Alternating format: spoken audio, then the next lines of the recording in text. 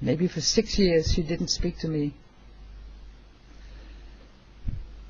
My father, well, that was a totally different story. He did not accept me to be a Muslim, but he left it alone. He thought that I was growing over it. When I grow up, I was a grown woman, but he was thinking, well, she's going to get over it. Forget about it. Give her time and it will pass. It didn't. This happened 19 years ago, alhamdulillah, and I'm still a Muslim.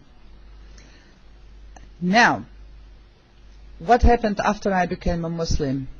A Muslimah.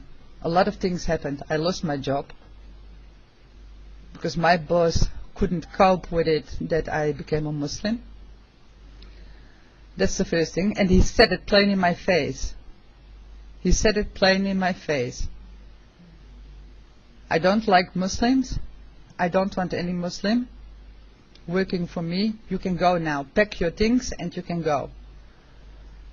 So that was the first reality check I got in that place. That was like, I was a Muslim like 2 weeks, 1 week back from my vacation.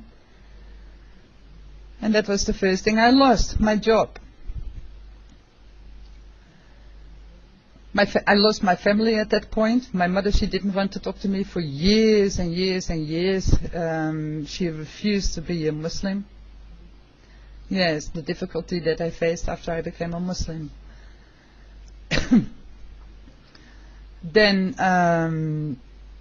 when that happened, I was astonished. You know, I was like, I don't believe this. At that time, there was no law that you could not be fired for your beliefs. It is now, but at that time it wasn't. The man, he said, you're a Muslim, I hate Muslims, get out. And I packed my things and I went. I was so upset, I was so disappointed. I was like, you know, I don't know what to say. My child, my oldest child at this time, went to Islamic school, and her biological father did not agree that my daughter went to Islamic school, but she lived with me. She lived with me. So there was no other choice than for him to accept it. When she grew a little bit older, I wanted to take her. In that time I already had my second daughter. I wanted to take her to Egypt for vacation. And the biological father basically stole my daughter away from me. He went to court to stop this because he tried to prove to the court that I'm going to let my daughter get married with somebody who is much older than she was, which was a flat lie. She was 12 years at the time. And he won. Your doorbell strike is running in my... Okay, you can cut that out later. They basically stole my child, and I have never ever seen her since. She is now 22 years old. I have never heard from her in 10 years. I didn't see her. I don't know even if she is alive or not. I don't know if she's married, if she has children. Basically all because I'm a Muslim, because I became a Muslim. Her father didn't approve. My ex-family-in-law didn't approve, and I just lost her.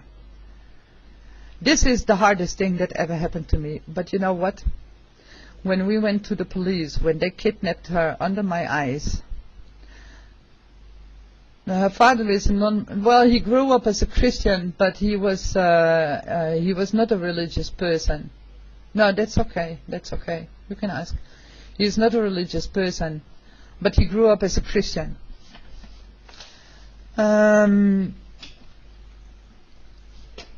we went to the police station, my husband, he had a friend with him, and I was so upset because the police took me with handcuffs and threw me in jail because I wanted my daughter back. I ran behind her in the street when the people took her under my hands and ran with her.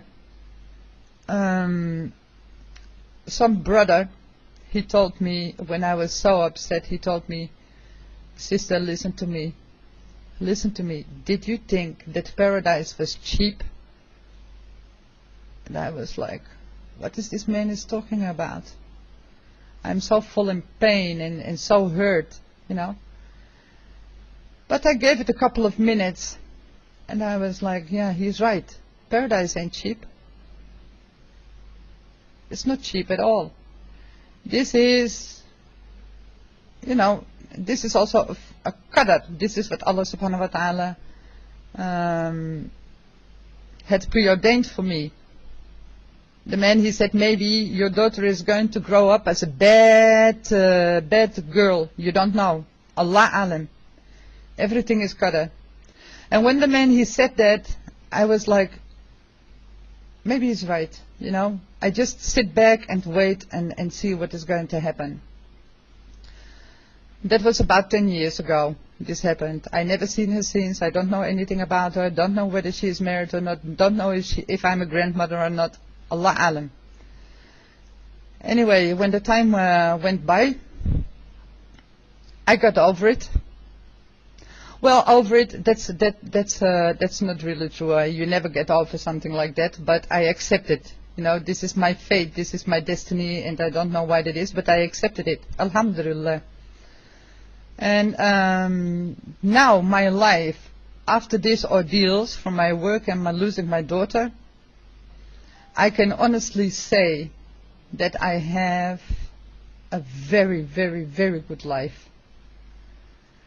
I feel so comfortable in Islam. My life is so easy, no complications. I don't know what to say. In the meanwhile, my husband also fixed the relationship between me and my mother. So, and she's cool with it now. She don't accept it. She's still fighting with me every single day about Islam, even on MSN. If she found something or she hears something that a Muslim did, I get it on my sandwich, so to speak. She's always on MSN, look what the Muslims they did now, you know. And like I told her a million times, you cannot judge Islam upon its followers. And that is the plain truth. Not everybody understands his religion. I'm not saying that I'm a scholar or something like that, but I understand a lot of Islam and I implement it in my life and it feels good. I feel so safe in Islam. And you know what? All the people claiming that Muslim men abusing their wives, well, far from it. Far from it. This is also a very misunderstood point. I'm married with the best man in the world. Bismillah, mashallah, falak. He's one of the nicest people I have ever seen in my life. My life now, yeah, things are going, alhamdulillah. I'm happy with my life. Yes, Egyptian. He's Egyptian. And okay, I missed where I was. Subhanallah. You can cut things out, Mr. Airstrike, inshallah. My wish in this life. Yes, I'm very happy with my life. I'm really content with my life. I went to Hajj in 2003, alhamdulillah. This was the best experience of my life. This was the best experience of my life, subhanallah. Even the birth of my children. Every mother would say the best experience of their life is giving birth to your children. I disagree. I totally disagree. Al-Hajj is the most beautiful experience that you can ever experience in your life. That changed my life completely even.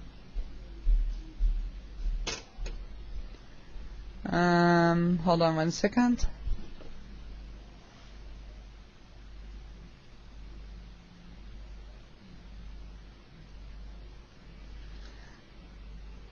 Ah, okay.